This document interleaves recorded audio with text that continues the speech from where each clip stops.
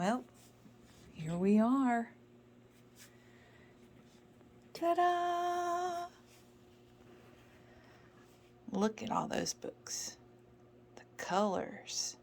They're bright. Vivid.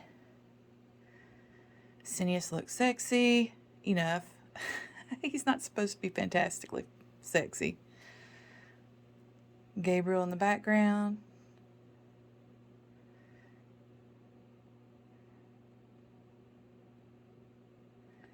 What's really cool is how bright the side is too. Look at that. We were going to go with some muted colors, but I think these turned out better.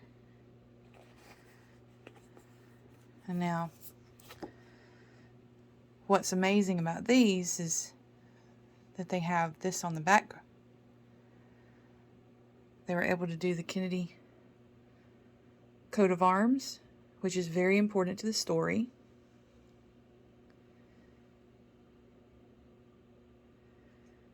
We've got our tagline up there, the blurb. I am very, very proud of this. I'm going to go into it in further detail. Just a minute.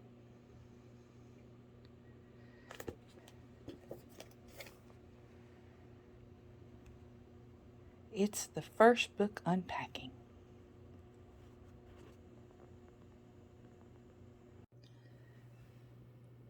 So, welcome to the unboxing video. This is what we have. This is book 1 of the Dragon Tasker series. I'm very proud of it. Dawn's very proud of it. It took us 2 decades to get to the point where we were like, oh, why don't we share these stories? They've been keeping us sane for the last 20 years. Surely somebody else might like them. Boy, was that tough. I mean, think about it. You wrote all this stuff for yourself. You understood what things were going on. Your writing partner understood what things were going on. So a lot of times you didn't really go into descriptions.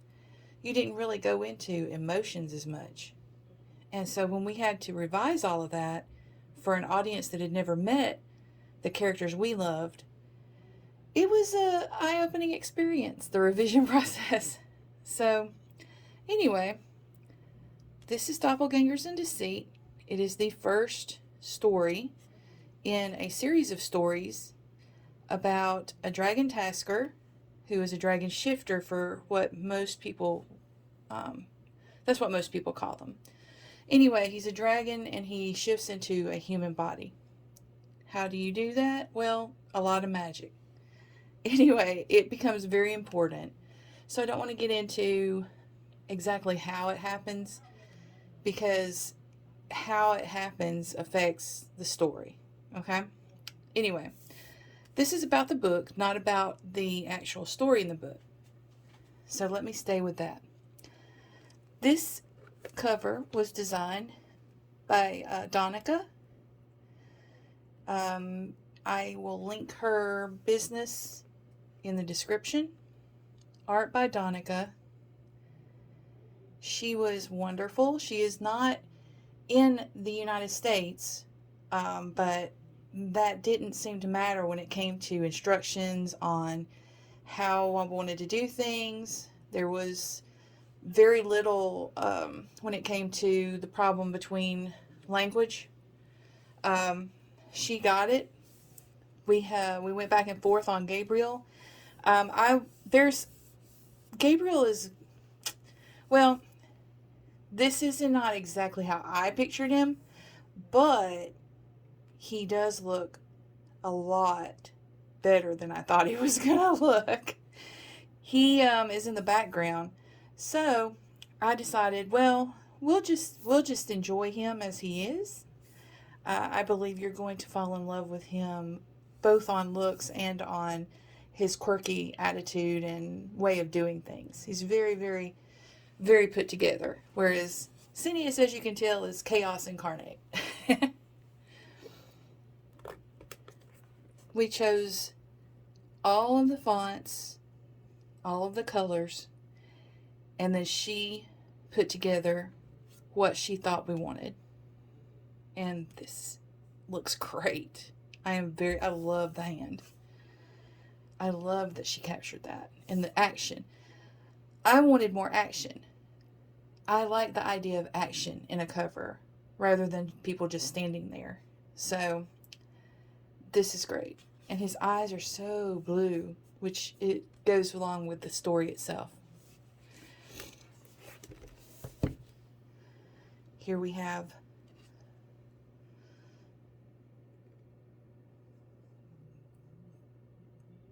got our names on the outside, which we weren't sure we were going to have room for. And the all-important Kennedy crest. And I can already tell this one's going to be my copy because I set it down in something. That's okay. Being a dragon is a death sentence. Being a tasker might be worse. And Jean-Michel is both. I said Cineas because that's the name I know him by. That's his alias is Jean-Michel. She got the entirety of our blurb on there and highlighted everything where we wanted it. So yes, she does the front and the back. It looks so nice. Let me read it to you. Jean-Michel Rodin has been his name for centuries, thanks to an oath that bound his dragon soul to a human body. A specialized operative called a tasker, Jean works for Crimson, the very organization that hunts dragons and kills them on sight. What better place to hide than among your enemy?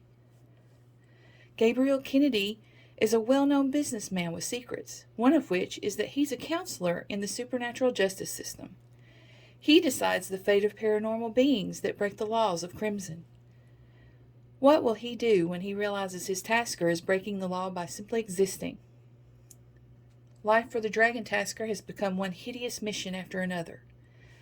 Life for the human counselor is one lonely meeting after another. That is, until doppelgangers are discovered in this world, and powerful people begin acting strangely, even dangerously. Are doppelgangers responsible for something sinister? With lives on the line, Jean-Michel finds himself walking a tightrope to help Gabriel solve the mystery of the doppelgangers before the Council and Crimson fall into chaos, while also keeping his scaled ass from being found out or worse, killed. I thought it encapsulated everything very well. And there's more. Donica did that too. So our title page looks wonderful.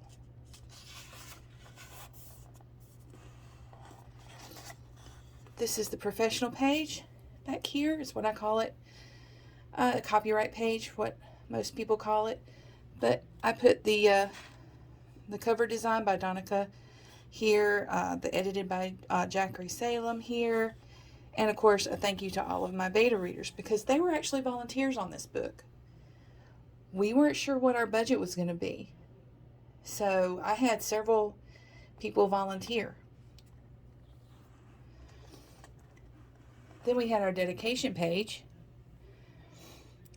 Rachel dedicates this work to James, William, Tim, and Jack, who have put up with me and my creative and crazy mind. That's my husband and my kids.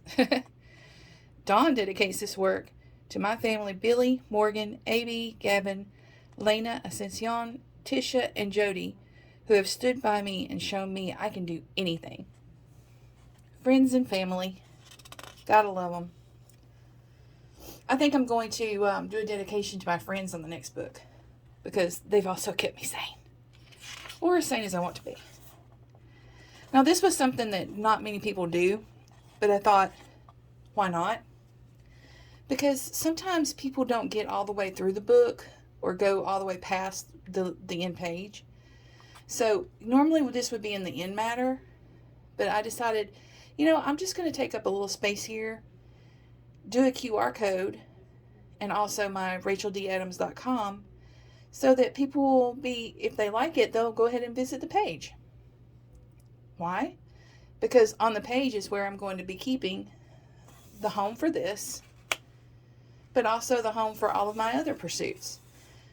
So I'll have, as I release books, all my books there. I've got the Vellas that are related to this book and some other books.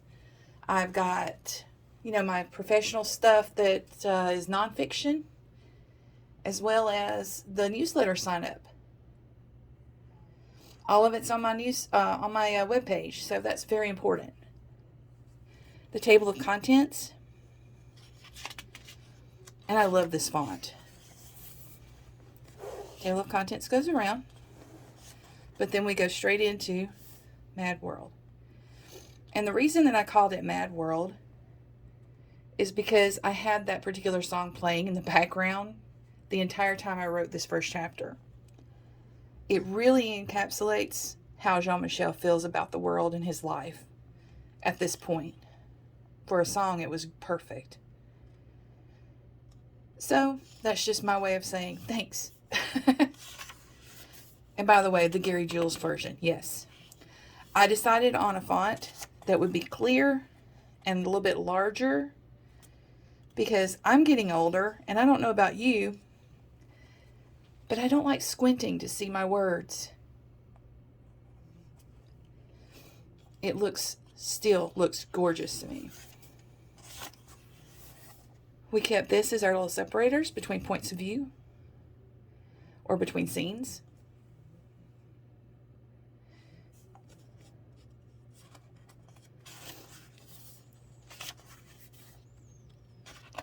And yeah, that all looks great.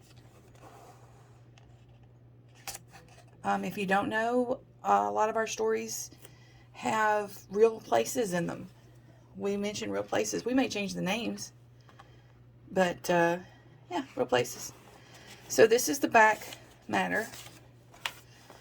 And that's why I was wanting to tell you, that's the reason I put this stuff up front, because actually it's one page over from the last page. So just in case, we have the back matter. And there's my logo. I'm looking into updating the logo and colors and stuff, so stay tuned on that. And that's the end. I am very, very proud and happy to share this with you. I'll continue to share my journeys, both here and on Medium and, well, my newsletter. Catch you later.